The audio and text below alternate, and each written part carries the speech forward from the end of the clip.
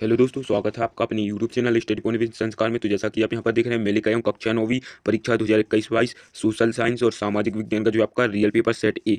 इससे पहले की वीडियो में जो हमने कक्षा 9वीं परीक्षा 2021-22 आपका जो सेट ए के जो है प्रश्न क्रमांक 1 से लेकर जो है 19 तक सभी प्रश्न कर लिए थे। 100% रियल पेपर कक्षा 9वीं 100% रियल पेपर के हमने प्रश्न क्रमांक 1 से लेकर जो है प्रश्न क्रमांक 19 तक सभी प्रश्न कर लिए थे। 3 अंक प्रश्न क्रमांक जो है आपका 1 अंक का 2 अंक के प्रश्न और 3 अंक के प्रश्न हमने जो है 1 अंक और 2 अंक के और 3 अंक के प्रश्न कर लिए हैं। अब हमें 4 अंक के प्रश्न करने बाकी है।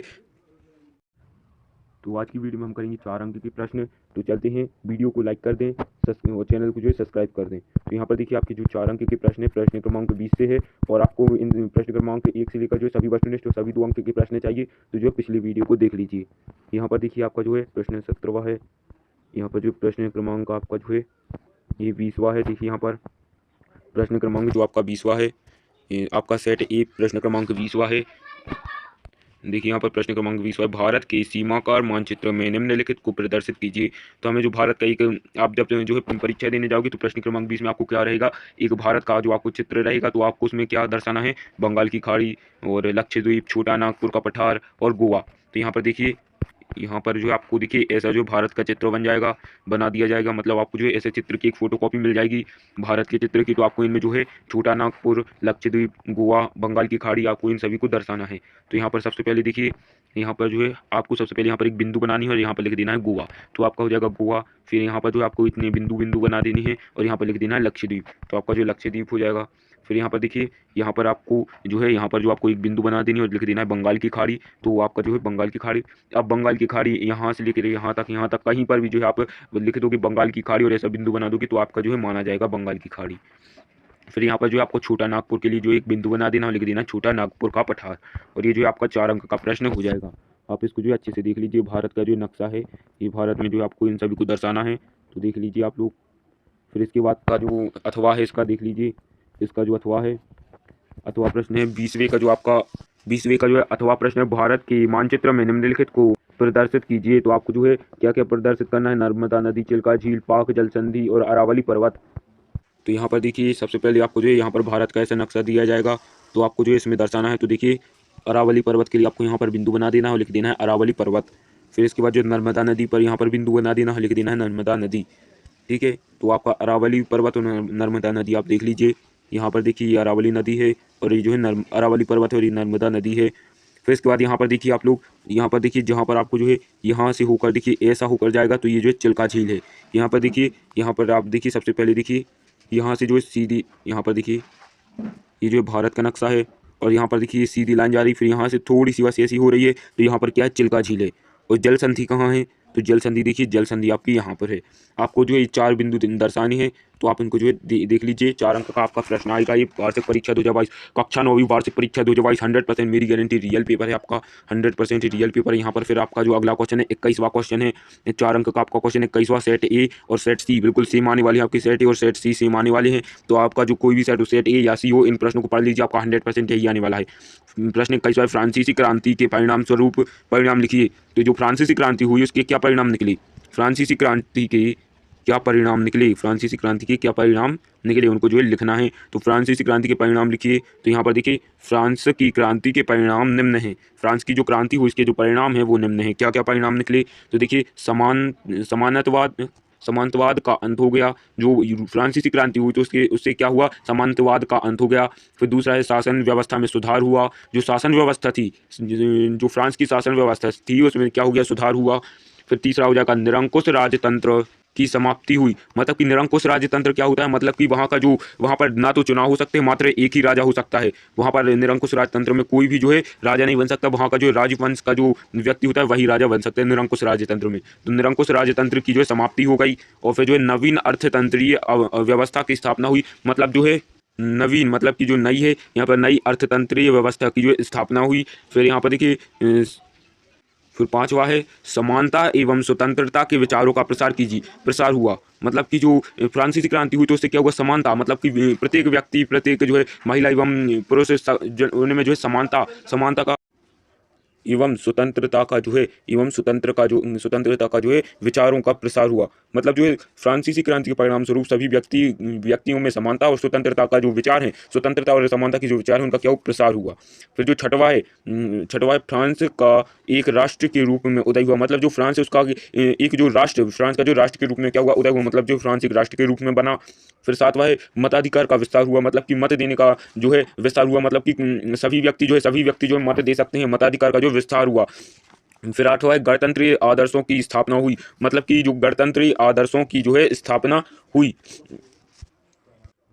फिर इसका जो अथवा है वो है वाटरलू के युद्ध का वर्णन कीजिए। जो वाटरलू का युद्ध हुआ था तो उसका जो है वर्णन करना है। तो यहाँ पर देख लीजिए, वाटरलू का युद्ध 18 जून 1815 में लड़ा गया था। मतलब जो वाटरलू का युद्ध है वो कब लड़ा गया था, 1815 में, 18 जून 1815 में। और ये नेपोलियन का ये जो है अंतिम युद्ध था। और जो नेपोलियन बोनापार्ट जो है उनका जो है ये अंतिम युद्ध था। एक तरफ फ्रांस था तो दूसरी तरफ जो है ब्रिटेन, रूस, प्रसा और ऑस्ट्रिया हंगरी की सेना थी।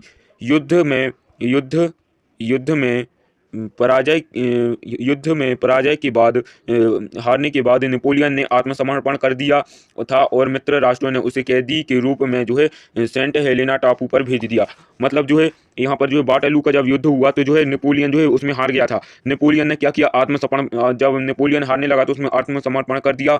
और जो है जो यहाँ पर जो है ब्रिटेन, रूस, प्रसा, ऑस्ट्रिया हंगरी, इनकी सेना जब इनसे जीत गई तो ब्रिटेन और रूस, प्रसा, ऑस्ट्रिया हंगरी ने इसे क्या कर दिया, कैदी के रूप में जो है सेंट हेलेना टापू भेज दिया। कहाँ भेजी, इसको जो है हराने के बाद जो है सेंट हेलेना टापू पर भेज दिया। फिर इसके बाद जो है 22वां प्रश्न है, 4 अंक का आप लोगों का जो 100% कक्षा 9वीं वार्षिक परीक्षा 2022 सामाजिक विज्ञान का आपका रियल पेपर के जो 4 अंक के प्रश्न कर रहे हैं इस वीडियो में। से पहले की वीडियो में जो हम 3 अंक के प्रश्न, 2 अंक के प्रश्न, 1 अंक के प्रश्न रियल पेपर के कर चुके हैं। अगर आपको उनको देखना है तो आप जाइए तुरंत टेलीग्राम चैनल पर ज्वाइन हो जाइए। उसमें हमने जो प्रश्न क्रमांक 1 से लेकर प्रश्न क्रमांक 19 तक सभी प्रश्नों की जो PDF डाल दी है, सभी प्रश्नों की उत्तर सहित। और वीडियो में अगर आपको उन प्रश्नों को अच्छे समझना है तो पिछली वीडियो को देख लीजिए, जिसमें हमने उन प्रश्नों को अच्छे से समझा दिया है। और चैनल को सब्सक्राइब कर दें ताकि जैसी अगली वीडियो में हम जो है सेट बी और डी लाएं। इस वीडियो में जो हम सेट ए और सी दोनों कर रहे हैं, ये जो प्रश्न मैं बता रहा हूं वो सेट ए और सी दोनों में आने वाले हैं। और जो है सेट बी और डी हम अगली वीडियो में संपूर्ण हल करने वाले हैं, एक ही वीडियो में सेट बी और सी, एक ही वीडियो में। तो सब्सक्राइब कर ले चैनल को, बेल आइकन को ऑल पर क्लिक कर ले ताकि जैसे हम सेट बी और डी की जैसी हम वीडियो बना तुरंत आपको प्रोवाइड हो। और अगर आप लोगों ने जो है जो प्रश्न मैं बता रहा हूं उनको अथवा सहित सभी प्रश्नों को पढ़ लिया तो आपका कोई भी सेट ए बी सी और डी और ई और एफ, कोई भी सेट हो, सभी पेपर जाएंगे आपके 80 में से 80 अंक के। अगर आपने जो है अथवा सहित सभी क्वेश्चन आंसर को पढ़ लिए तो जल्दी से आप जो है, आपके पास एक दिन का समय बचा है, आप सभी प्रश्नों को रट लीजिए, याद कर लीजिए ताकि जैसे ही आप 4 अप्रैल कल के दिन जैसे ही पेपर देने जाओ आप बिल्कुल गर्दा उड़ाकर आ जाएंगे अगर आपने जो है अथवा सहित सभी प्रश्नों को याद कर लिया। और यहाँ पर देखिए जो आपका 22वां प्रश्न है, लोकतांत्रिक शासन और गैर लोकतांत्रिक शासन में अंतर लिखिए। तो यहाँ पर देखिए सबसे पहले हमें देखिए उत्तर लिखना है। यहाँ पर लोकतांत्रिक शासन, लोकतांत्रिक सरकार जनता द्वारा चुनी जाती है। जो लोकतांत्रिक सरकार होती है वो कैसी चुनी जाती है, जनता द्वारा चुनी जाती है। और जो गैर लोकतांत्रिक शासन होती है वह कैसी शासन होती है, वह जनता द्वारा नहीं चुनी जाती, वह एक ही राजवंश और एक ही राजा से जो है चलती रहती है। मतलब कि जो है ये जो राजा है इसका जो बेटा होगा वही जो है यहाँ का जो है सरकार होगा, ये राजा का बेटा जो है वहाँ का दूसरा राजा बनेगा। लेकिन लोकतांत्रिक सरकार में क्या होता है, आज कोई प्रधानमंत्री, कल कोई भी प्रधानमंत्री हो सकता है। फिर जो है दूसरा पॉइंट है, लोकतांत्रिक शासन जो है,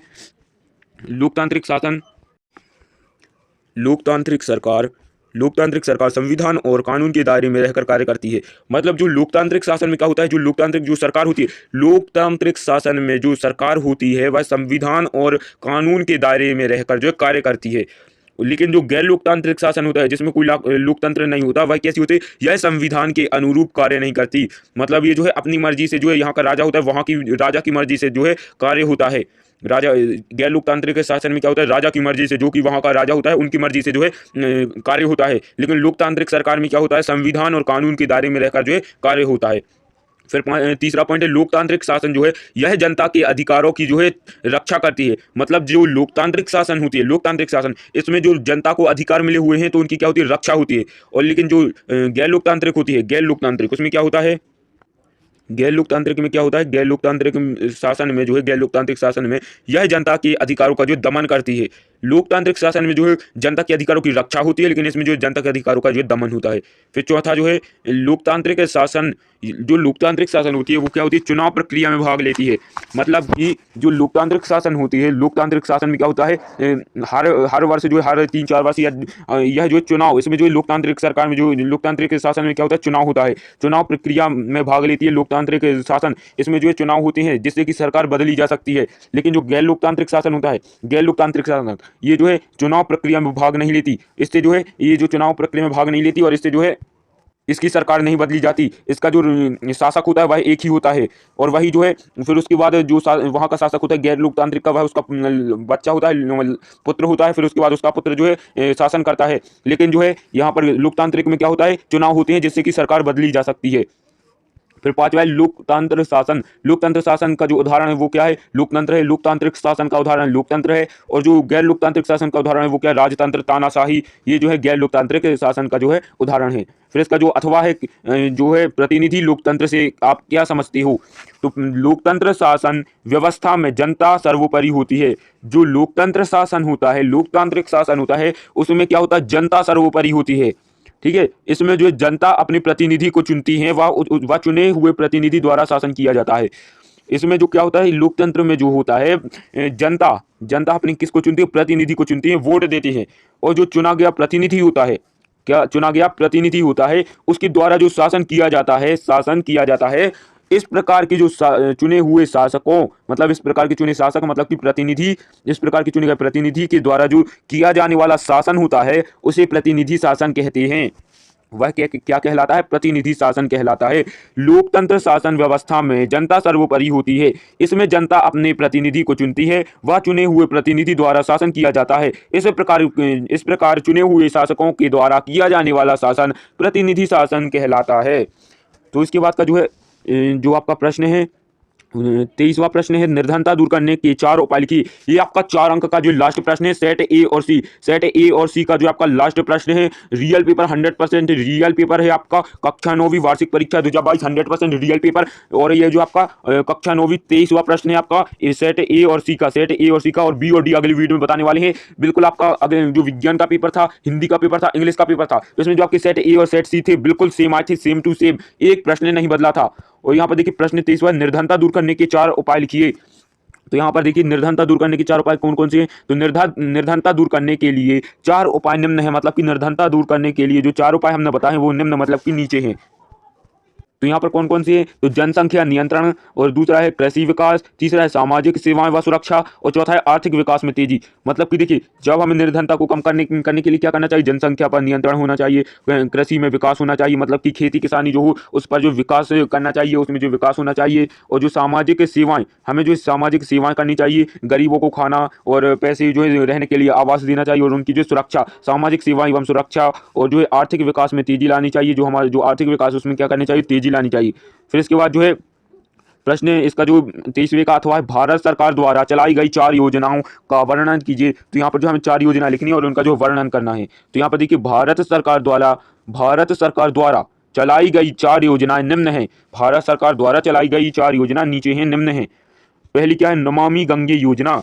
नमामि गंगे योजना जो है भारत सरकार ने, इसका जो शुभारंभ हुआ कब हुआ, जून 2014 को जो है नमामि गंगे योजना का जो है शुभारंभ हुआ। ये योजना किसके द्वारा चलाई गई थी, तो जल संसाधन मंत्रालय द्वारा इसको जो है आरंभ किया गया था। कब किया गया था, जून 2014 को। और इसका जो है उद्देश्य क्या था, ये जो योजना चलाई गई थी इसका उद्देश्य क्या था, तो गंगा नदी के संरक्षण एवं शुद्धि हेतु जो है इसका उद्देश्य था कि गंगा नदी के जो संरक्षण और उसकी शुद्ध रहे, इसलिए जो है ये योजना चलाई गई। फिर दूसरी योजना कौन सी थी, make in India. Make in India जो है दूसरी योजना थी, इसका शुभारंभ जो है 25 सितंबर 2014 में हुआ। इसका जो शुभारंभ है, ये जो योजना लाई गई थी वो कब लाई गई थी, 25 सितंबर 2014 को। और इसका उद्देश्य क्या था, उद्देश्य था देश में मैन्युफैक्चरिंग को बढ़ावा देना, मतलब कि जो भारत में प्रत्येक जितनी भी वस्तुएं हैं वो कैसी हो, इंडिया में बनी हो। फिर इसके बाद जो है तीसरी जो योजना लाई गई थी वो थी बेटी बचाओ बेटी पढ़ाओ योजना। इसका शुभारंभ कब हुआ था, तो इसका जो शुभारंभ जो ये जो योजना कब लागू की गई थी 22 जनवरी 2015 को, और ये जो है महिला एवं बाल विकास मंत्रालय द्वारा जो है लाई गई योजना थी। इसका उद्देश्य था भारत में प्रत्येक बालिका शिक्षित हो। इसका जो उद्देश्य क्या था, भारत में जो प्रत्येक बालिका शिक्षित हो। इसका शुभारंभ 22 जनवरी 2015 को हुआ, और ये जो है महिला एवं बाल विकास मंत्रालय द्वारा चलाई गई थी योजना बेटी बचाओ बेटी पढ़ाओ योजना। फिर इसके बाद चौथी योजना है यहाँ पर प्रधानमंत्री आवास योजना। प्रधानमंत्री आवास योजना का शुभारंभ जो है 25 जून 2015 को हुआ था, और इसका उद्देश्य था 2022 तक जो है 2 करोड़ नए घरों का निर्माण हो। प्रधानमंत्री आवास योजना जिसमें जो है कच्चे मकान टूटकर जो है पक्के मकान बननी थी, तो ये जो है आवास योजना थी, प्रधानमंत्री आवास योजना, जिसका जो है शुभारंभ कब हुआ 25 जून 2015 को जो है ये योजना लागू की गई थी। और ये जो है इसका उद्देश्य था 2022 तक जो है 2 करोड़ नए घरों का क्या हो जाए, निर्माण हो जाए, 2 करोड़ कच्चे मकान टूटकर जो है नए मकान बन जाए। तो आज की वीडियो में जो हमने जो है हमारी आपने सभी वीडियो देख ली, तो ए और सी हमने सभी A to Z प्रश्न 1 से लेकर 23 तक जो है सभी प्रश्न करवा दिए सेट ए और सी के 100% जो है आपका 100% रियल पेपर सेट ए और सी के हमने सभी प्रश्न क्रमांक 1 से जो है 23 तक सभी प्रश्न करवा दिए कंप्लीट। और अब जो है हम सेट बी और डी के सभी प्रश्न करने वाले हैं अगली वीडियो में। तो सब्सक्राइब कर लें चैनल को, और जो है बेल आइकन को ऑल पर क्लिक कर लें, ताकि जैसे ही हम जो वीडियो लाएं आप लोगों के लिए सेट बी और डी की जैसी हम वीडियो लाएं आपको तुरंत प्रोवाइड हो। तो चलते हैं, जय हिंद जय भारत।